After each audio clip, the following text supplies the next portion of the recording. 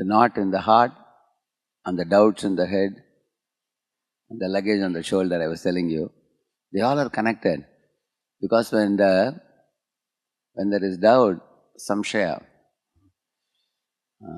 then one becomes covered over by ignorance, and that leads to development of illusion, moha, which leads to the knot in the heart. Therefore, in the Bhagavad Gita, Lord Krishna, although the middle 6 chapters, he has given the Bhakti Yoga completely. From the 13 to 18 chapters, he is speaking on jnana, so that the bhakti will be protected. And one should not take the path of Bhakti Yoga very casually. So he gives 20 processes of knowledge in the 13th chapter, 8 to 12. Amanitvam madam vitvam ahimsa kshantirarjavam acharyopasanam shaucham stairyam atmavinigraha indriyarteshu vairagyam manahankarameva. And then janma mrityu jara vyadi dukkha doshanudarshanam asaktir anabhishvanga putradara grihadishu nityam cha samachittatvam vishtanishtopapatishu maye chananya yogena bhaktirabhyavicharini vivikta desha sevitvam aratirjana samsadi adhyatma yon nityatvam tatpajnanartha darshanam etadjnanamiti proktam ajnanam jadatonyatha. So, these 20, each of the items, if one pays attention, then one can develop one's transcendental knowledge, and one can protect one's bhakti. And all the doubts can be dispelled completely. In the Gajendra Moksha prayers, Gajendra is saying, "My dear Lord, I am an ignorant elephant who is unable to ascertain the spiritual truths. What is the use of this horrible body?" He says, actually this he says towards the end. In the beginning, he is grateful to Lord that although you have put me in an elephant body, still I am able to offer this prayer to you. Madrik prapanna pashupasha vimokshanaya muktaya bhuri karunaya namolayaya swamshena sarvatanubran manasi pratita pratyagrishe bhagavate brihate namaste. He is saying, Pashupasha vimokshanaya. Please release me from this Pashupash. Pashupash means absorbed in material ignorance. Remove me from this animalistic, instinctive type of mindset. The instinctive mindset makes us become dull-headed with respect to spiritual knowledge and become covered over and just go on with the rut of the material world without opening our eyes, uplifting our consciousness. But later on he says, Jijivishena antarbahishcha vrtayo bayonya ichhami kale nanayasya viplavastasya atmaloka varnasya moksham. He is telling, although till now I have been praying to you to save me from this crocodile, now I don't pray anymore to be saved from this crocodile, because even if I am saved, what is the use of this elephant body, which is simply a covering of ignorance? It is better for me to quit this body and come to your abode and get a spiritual body which is not destroyed by time. Kalena nayasya viplavas, he is saying. And such a spiritual body is wonderful because I can see you at every moment, I can love you and I can serve you. Give me such a body, he says. So the elephant's body is a body of ignorance, he says. So, in Prahlad Maharaj also, in his prayer to Lord Narasimha, he quoted Gajayutapaya, he says. There he quotes the Gajendra's example. Manye dhanabhijana rupa tapashrutaujas teja prabhava bala paurusha buddhi yogat naradhanaya hi bhavanti parasya pumso bhaktim tutosha bhagavan Gajayutapaya. So he is saying that even a Brahmana endowed with these dozen qualifications of Manye, Dhana, Abhijana, Rupa, Tapa, Shuta, Ojas, Teja, Prabhava, Bala, Paurusha, Buddhi, Yoga, all these things.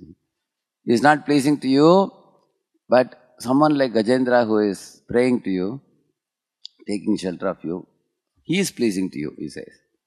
So in this way, Prahlad Maharaj's emphasis is that even if one possesses all these qualities, without devotion to the Lord, it is useless.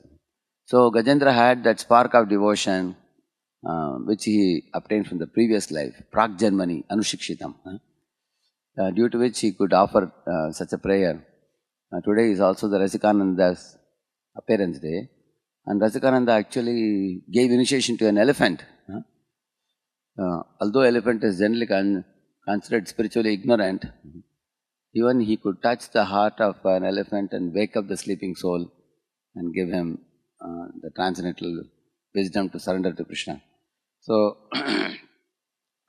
when we talk about destroying the samshay, doubts in our mind, Arjuna is using the term Madhusudana. Madhusudana means killer of the demon Madhu. Just as you kill demon Madhu, kill my doubts. So that when doubts are dispelled, Gata Sandeha, Sitaha Asmi, Gata Sandeha, Karishye Vachanam Tava. So we can become Sitaha Asmi means situated in Krishna consciousness only when the doubts are gone. If doubts are present, we will always be in a wavering mindset, and the faith is not very deep rooted, and the practice is also weak. And because one has multiple goals to be achieved, different goals. So mind keeps hovering and speculating, hopping and jumping from various choices that the mind considers to be worthy. But when one's doubts are dispelled, mind doesn't consider anything worthy other than the lotus feet of the Lord. Like the famous prayer says, Krishna prema vina avyartha daridra jivan dasu kori vetan more deya prema dhan.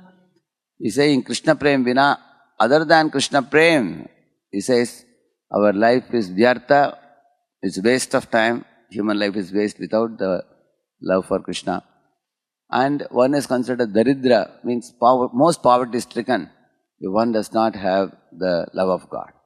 If one has love of God, he is a billionaire and his life is auspicious. Without love of God, one is poverty-stricken beggar and his life is a waste, he's saying. So, this is actually the ultimate worthy goal to aspire for. But when one's head is clouded with doubts, then this realization doesn't dawn. Because one has multiple goals to be attained. Bahusha kahi anantascha buddhayo avyavasayina. But when Vyavasaya Buddhi comes, then Ekeha Kurunandana. Once Krishna's lotus feet becomes the only singular goal of a devotee, and one takes to the path of Ananya Bhakti. So, why do we cultivate knowledge in this movement of Krishna consciousness? Sometimes Sahaji has criticized Jiva Goswami. Why? What is the need for studying the Tattva so deeply? You just love Krishna, and there is no need for a guru, there is no need for such a learning of knowledge. That was their wrong contention, and many such Sahajyas went away. They could not be fixed up in the path of bhakti. So, in the path of bhakti yoga, we accept a guru's shelter, and we also cultivate knowledge systematically, because the knowledge becomes the foundation for the path of spiritual life. Therefore, Bhakti Vedanta Swami Prabhupada. Prabhupada's name has both the components, the devotion component and the knowledge component. When we combine these two things, without this Shruti Smriti Purana Adi Pancharatrik Vidimana Aikantika Hare Bhakti Utpatayeva Kalpate. Otherwise, without proper knowledge, bhakti would be simply a show bottle. So, we should pray to the Lord that may my knowledge of cultivating the knowledge of Shastra not just make me like a beast of burden, like a donkey carrying knowledge, but may this knowledge clear up my doubts, enlighten me, uplift me, and transform that knowledge into devotion, so that with that devotional knowledge, our intelligence imbued with devotion, may the chanting of the holy name become offenseless, and may that offenseless chanting eventually produce Shuddhanam, and may that Shuddhanam awaken love in our heart and please Krishna. That should be the mood in which the knowledge should be cultivated. Harinam Prabhu ki Let us offer our humble obeisances unto all the Vaishnava devotees of the Lord who are just like the trees who are ocean of mercy, full of compassion for the fallen conditioned souls. Vanchakalpatarubhyascha kripa sindhubhya eva cha patitanam pavanebhyo vaishnavebhyo namo namaha. Ananta koti Vaishnava vrinda ki Vaishnava Thakur Srila Prabhupada ki Namacharya Haridas Thakur ki